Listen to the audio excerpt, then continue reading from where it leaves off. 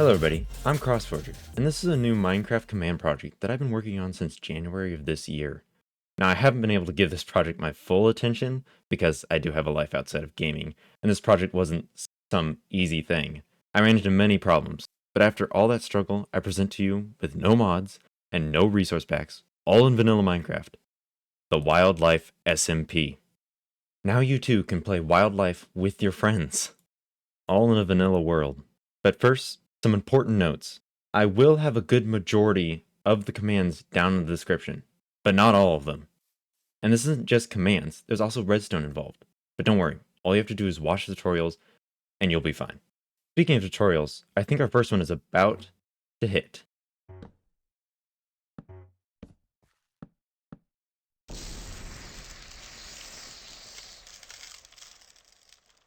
There we go. We're going to start with session 1. And this session, if you recall the wildlife series, is shrinking and growing. Now, this session took a bit of a journey, multiple different attempts, but I eventually landed on a working system. And that's this right over here. Now, this may look really complicated, but this is just a duplicate of this. I'm just showing this because, well, I'm showing that you have to stack them up. For each player, you're going to have to create one of these modules. But don't worry. I've set up a quick little command here for easy cloning. You can just clone this and then move it right over there. But let's just dive right in. Right here, we have a detection system for when a player is sneaking. You'll need to add a scoreboard for playerSneaking. That's this command right here. It's pretty simple. It's just scoreboard objectives add playerSneak minecraft.custom :minecraft.sneak_time. And that's it. And you can run this in the chat window. You do not have to have it in a command block, but I just did that. And you will also need to do one for the jumping. It's the exact same, except instead of playerSneaking, you'll do playerJumping minecraft.custom :minecraft.jump. And then we have these two modules here. I'm just going to break it down for you. So this side is for jumping, and this side is for detecting sneaking. So shrinking and growing. So let's just go ahead and show you what I'm talking about. So right here, we have the system, of course, detecting if you are sneaking. Tag all players, scores playerSneak equals 1. And so yeah, it's just going to tag that player. And that's going to add the playerSneaking. And then going to set player scoreboard, for me, playerSneak to 0. And this is, of course, a chain, always active, unconditional. And then we got this right here is the tag CrossForger remove playerSneaking. And this is just all running right here. And you see repeat, needs redstone. And this is going to run into redstone that looks like this. This lever does not need to be here. I simply added it for testing purposes. And it's going to run into a sticky piston with a small clock like so, running right into here. And then you will lead 2 redstone out these sides here, one going this way and one going that way. And this one will lead into this block here, which will lead into a dropper. And as you can see right here, we have a bunch of items here, non-stackable, just for easy use. Just pick a non-stackable item. I just did netherite swords. And then you will set up a very easy counter right here. Usually this would be redstone lamps, but I've replaced them with commands blocks. And I will leave a link in the description to the video I used to create this counter. And it can be expanded upon. It's a 9-item counter. So you could go up a little bit higher, and that way it's a lot less sharp between shrinking and growing, because I use this counter for both shrinking and growing. And you will see it'll run like this all the way through, and this is just detecting the signal strength and running into command blocks. What are these command blocks? Well, the first command block is an attribute command. So we're going to attribute CrossForger, or whoever player you wanted, Minecraft:scale, base set 0.9. And this is just a little bit under the basic height, which is 1. And then right here, we're going to go the same thing, but going down. And we're just going to be going down by small margins, and then down to 0.2. That's just as small as I decided to go. I think you can go down to about 0.1 is the smallest. And as you notice, I'm going to shift in midair, and you're going to notice that this guy will extend. And what's that doing is it's firing right here, clicking this and firing it into this dropper right here. This dropper will fire into this dropper. They're both facing each other. And this comparator will detect all that and send out the signal strength, first firing off this one for the first sword, the second sword, third sword, fourth sword, and fifth sword. Now, you may be wondering, wait, this is all fired and it's all running. So wait, isn't my size different? But it doesn't look any different. Well, actually, it is different. I've been small for most of this right now, but I'm just going to quickly grow myself back up to normal size. There we go. But that was the growing side of things. So we're going to show right here. So execute if score, and you do not need the slash. I just added that there. If score CrossForger Jumps matches 1. And this is a needs redstone repeating block there. Now, of course, this will probably be always active. I think I just had this. Again, I just placed this right here on top of this one. They don't need redstone, but this is just in case to toggle it on or off. It's just getting annoying. So you can just set this to probably always active instead of needs redstone. And so this one's just going to detect my jumping. And you see right there. And of course I grew. And what it's doing is detecting out here. And then it's going to run beside this one, which will activate this, which is scoreboard play set. All players jumps to 0. And yeah, it's just going to reset your score. And it's running into an AND gate. And this running out here is powering this right here into a NOT gate, which runs into here, which powers this. Now, what is this doing? I'll explain that in just a moment, but we'll just follow the redstone trail. And as you can see, in fact, I'm just going to go down to this size here. Okay, as you can see, it runs down into here, a redstone pulse lengthener.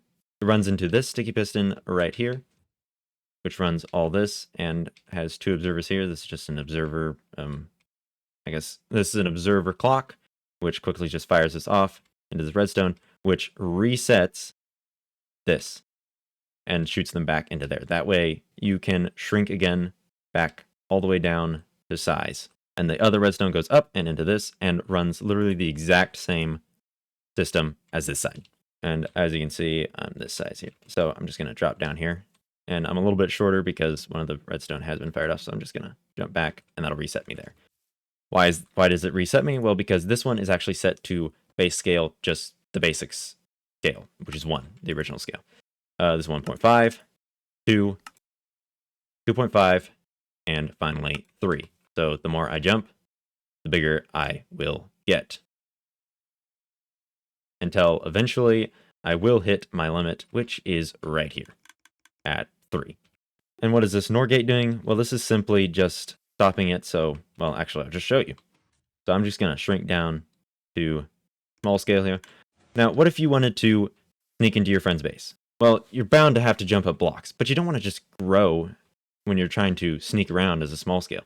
Well, if you're holding crouch, as you see right there, this torch will light up, and that will not allow the redstone signal to pass through. So as I jump, you can see this torch goes out, but this one won't. So the signal will not pass through, allowing you to sneak around your friend's base, still at micro scale. No need to worry about blowing your cover. Yep, and you'll see this quickly resets the whole side. And this over here just runs the clock and will just quickly reset this whole thing right here. That is all you need to know. This is simply just for the cloning from here to there. This side right here, this can be where the block is currently. You could probably just try to pick, something that will enclose this whole thing. So probably pick this block right here down at the level that it is. So right about probably at this level here. And then this number here is probably the far other side. And then this is where you want it to go. And it is set to go in a special direction. I don't, maybe it's hitting north. Maybe north. Maybe it's meant to face north whenever you clone it in. So yeah, I just cloned it in and it went at this angle here. So that is the first session. And these were just my attempts at trying to make this. And it just didn't work. But this was the best design that I could come up with. There might be better designs out there, but this is the one that I came up with. And it works great. The only problem is if you happen to crouch fast enough, you can actually get a 0-tick pulse and it will just stop you from growing and just constantly try to shrink you. But the way to do that is if you just crouch again it'll just pick it up again, and you're perfectly fine. So don't worry about that. All you have to do is just crouch again, and you're all good.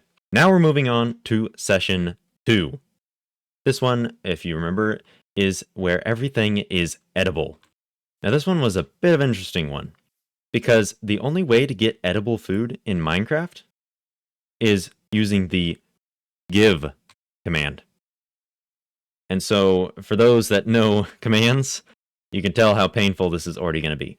But I managed to make a workaround, and it works really, really nice. So we're going to go ahead and just start here. I've given 3 examples of cobblestone, dirt, and oak logs. And you can just do multiple different ones. But we're going to start with the commands right here. And of course, all these commands, well, 90% of them will be down in the description for your easy copying use. So this is the command right here. We're going to execute if entity, and all entities type equals item, nbt, item equals item ID, Minecraft dirt, name dirt. And yeah, it's actually that easy. And it's always on a always active repeating command block. And this runs into 2 repeaters right here. This one back 3 ticks,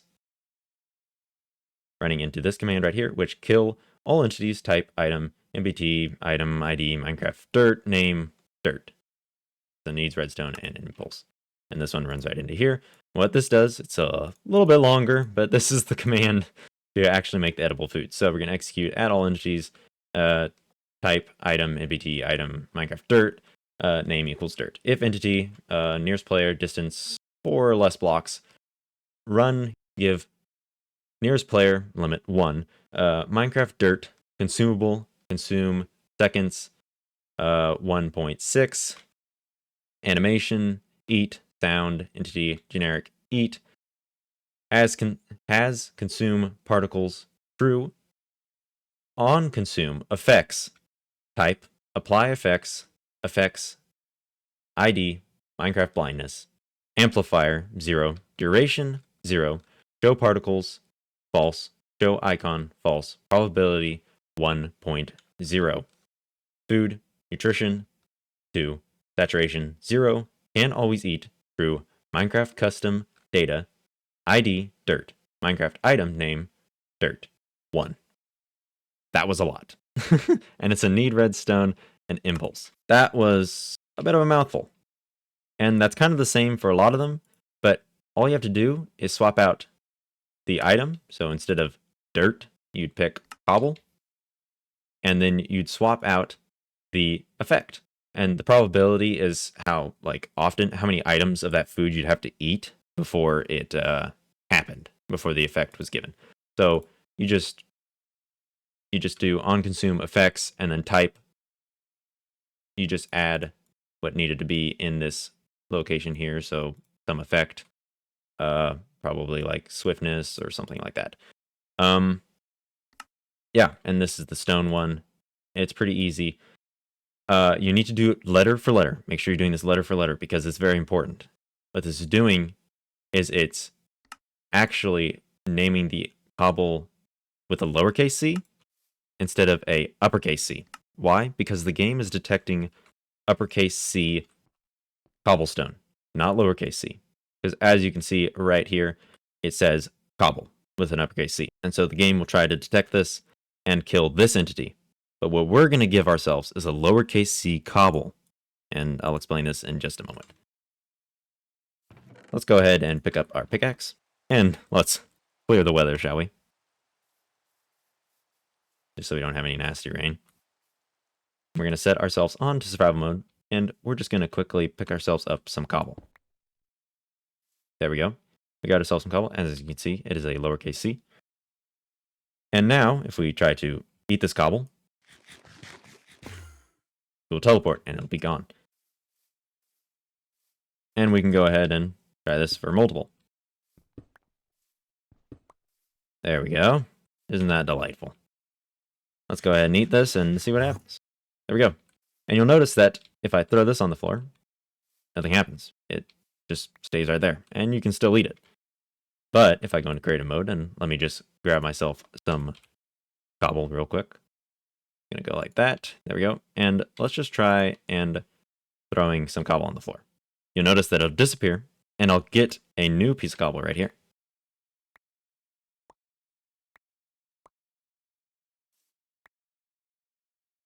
Now, I must have thrown that one too fast. But yeah, I can build with this, and I can break it. I can build with this, and I can also break this. And if I go into survival mode, let's try building with this, and then let's try building with this. So let's see. As you see, we do it again. There we go. And we've got edible cobblestone. That teleports you whenever you eat it. Pretty cool. We're going to go back to creative mode, and we're going to just quickly go ahead and head over here, and then go to survival mode. Now let's try a little bit of dirt. Now I don't really need the pickaxe for this, but you know what? Might as well. There we go. Oh, isn't that nice? Now I've also tested, if you have another player there, and they're standing right on top of this block, and you try to mine it, you're not both going to get that item. Only the person that's closest is going to get that item. And there is a distance that you can mine from that you won't get an item from it. It'll just kill it. So, I mean, unless you're trying to mine really far away, like that's some challenge you're doing, you don't have to worry about that. Yeah, let's just go ahead and take a little snack. Oh, that was a bad snack. Hello? Oh, okay, there we go. And yeah, that's all of them do that. So might not want to eat. Yeah. Now let's try a little bit of wood, shall we? Let's see what wood gives us. It should be good, right? There shouldn't be anything bad with this. Oh. Or maybe there is. Okay, well, I guess you shouldn't trust eating trees. Let's just quickly place that back. And so those are the commands right there. For every item that you want to turn into something edible, you just have to create one of these modules. That's it. And you can just control middle mouse, and you can copy the NBT data, and then just run around, place this right here, and then replace the cobble, wherever you see it, with the new block that you want to add. Make sure to put in its correct ID and its correct name. And that was session 2. Now we're on to session 3, which, as you remember, and a lot of people enjoy, in fact, I enjoyed it as well, is the snails. Now this one, I went through a lot of testing with as well. And I made a pretty wimpy snail, actually. I'm kind of disappointed in it. Since I made the new version of said snail. And what is this new version? Well, I guess let me introduce you to them. This is Gary. He is a block display snail. Fully customizable, all the way from changing his eye color to his shell. Cute, harmless little Gary. And we can even make him follow us. Oh, hey, Gary. Nice to meet you. Oh, you're not very fast, but pretty fast. Well, here, come on, Gary. Oh, yeah, and he can also chase you when you're flying. So, come on, buddy, let's go. And he can even sort of follow you upstairs. Well, I mean, sort of. He does some weird janky movements, but it's pretty good. He'll just gradually float down and come and get you. Oh, good boy. Well, let's go up the stairs, shall we? There we go. And he'll also phase through blocks to try and reach you as well. So there's no real escaping him. And you can freeze him whenever you'd like. And make him go again. Let's make him, give him the ability to kill us.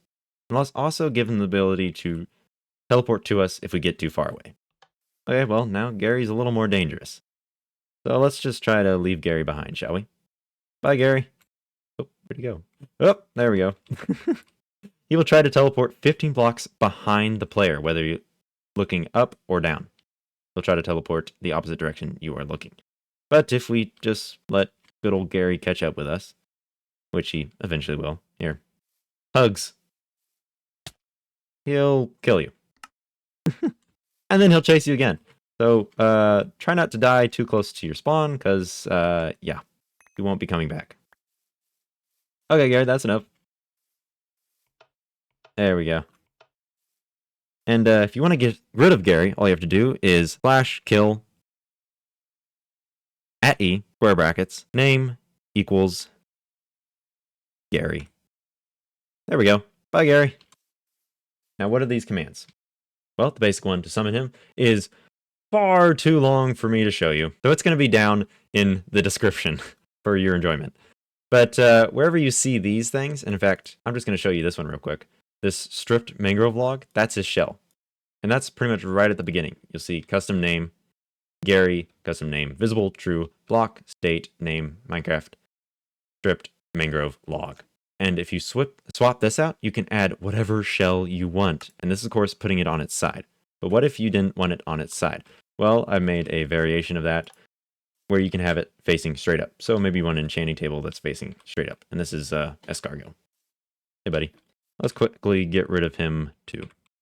Bye. What are these commands? Well, it's very simply this. Execute at all entities, name Gary, facing entity, nearest player, distance 1 or more, name CrossForger. And of course, you'll swap this out for whoever you want.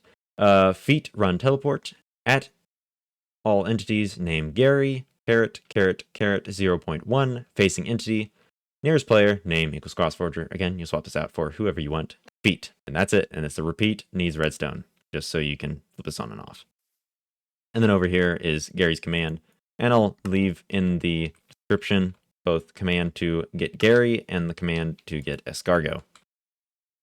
And over here, you will have this command right here, which is execute at CrossForger if entity, all entities type Minecraft block underscore display distance 1 or less, name equals Gary, run, kill, CrossForger. And that's it. It's on a repeat and needs redstone. Over here, we have this command too. It's execute as all entities, name equals Gary, at s, if entity, at all entities, name equals CrossForger. Again, you replace this with whoever you want. Distance equals 40 or more. Run, execute as nearest player, name equals CrossForger. Again, replace with whoever you want. At s, run, TP, at all entities, type equals Minecraft block underscore display, name equals Gary. Caret 1, caret -20. And I guess it's not 15 blocks behind you. I guess it's 20 blocks behind you. So, and the command right here, if you change this, this is how many blocks away you can get from Gary before he teleports back to you. So you can make this higher or lower. That's Gary right there. That's the snails. Again, pretty easy. And of course, you could try adding a timer with some sound effects to make it easy to hear when the snails are approaching. You'll just have to run the play sound command at the entity Gary. Just have to make sure that's playing at Gary, and then just have a clock going around playing noises. I just did the entity armadillo peak ambient. It doesn't really matter. You can mess around with those. You could add one of the music discs, I suppose, or a note from a note block and just have that playing. Now, this is a multiple part series, and so I've decided that this is where I'm going to stop off for this video, and I'll pick right back up with the next session, which will be session 4 in the next episode, which hopefully it'll be coming out soon. I'll try to get onto that. And I hope you guys enjoyed this episode, and I hope to see you guys in the next video. If you need any help, please don't be shy to put it down in the comments and ask. And if you want to support the actual YouTubers who do the life series, please go check out their channels. It is a fun watch and just enjoyable to see. They put a lot of time and care into those episodes. But for now, I'm CrossForger, and may God bless you and keep you. And I hope to see you guys in the next video. And I hope your day has been going well. And I hope I made it 10 times better. And I'll see you in the next one. Bye.